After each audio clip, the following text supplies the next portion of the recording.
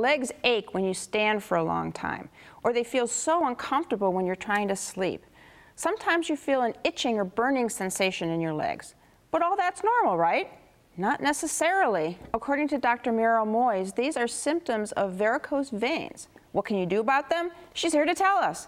Dr. Moise is an attending surgeon with MetroHealth. Welcome to the show. Thank you. Now, I thought varicose veins were those little red veins you get on your legs that you can see, and they're just when you get old. And I mean, is that what you're talking about with varicose veins? Well, varicose veins falls into the large spectrum of venous disease.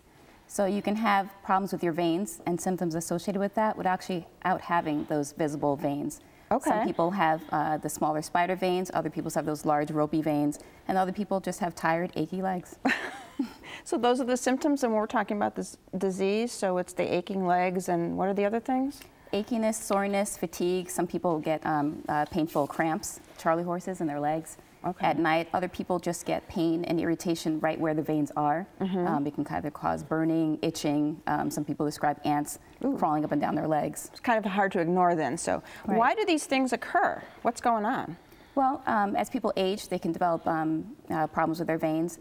Other reasons could be pregnancy. A number of people will not have any veins, and then after pregnancies, we'll find that they've gotten a couple of other things besides a baby. They're everywhere. So what's actually going on in the veins? So the job of the veins is to bring the blood up from the extremities up towards the heart. And there are valves that sit in your veins that help to keep the blood up. If those valves are leaking, the blood just pulls back down and causes those veins to become dilated and enlarged over time.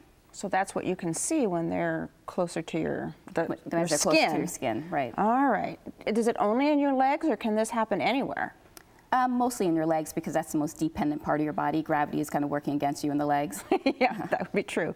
So is this just simply aging, or are there other factors really involved? I know you mentioned pregnancy, but anything else going on that? Well, it mostly occurs in women than in men. Pregnancy is a factor.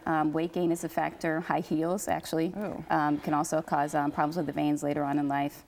How about crossing your legs at the knee?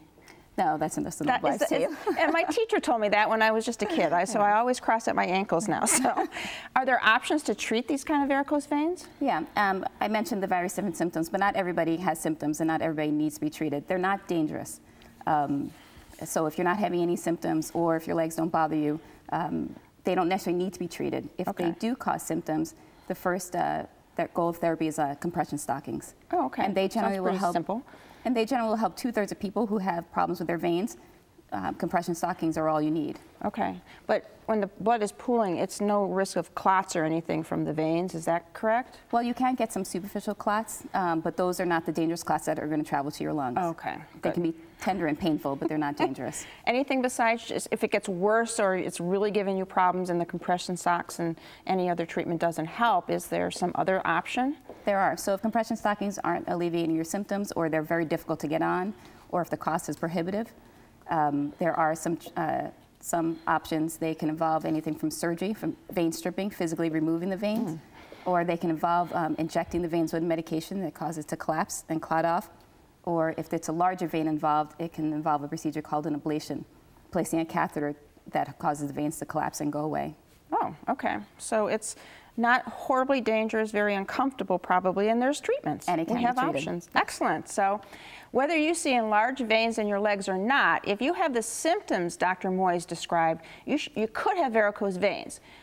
And you don't have to endure your leg pain in vain. To learn more, use the information that's coming up next. My thanks to Dr. Moise for joining us today. Thank you. To learn more, call MetroHealth at 216-778-7800 or log on to www.metrohealth.org.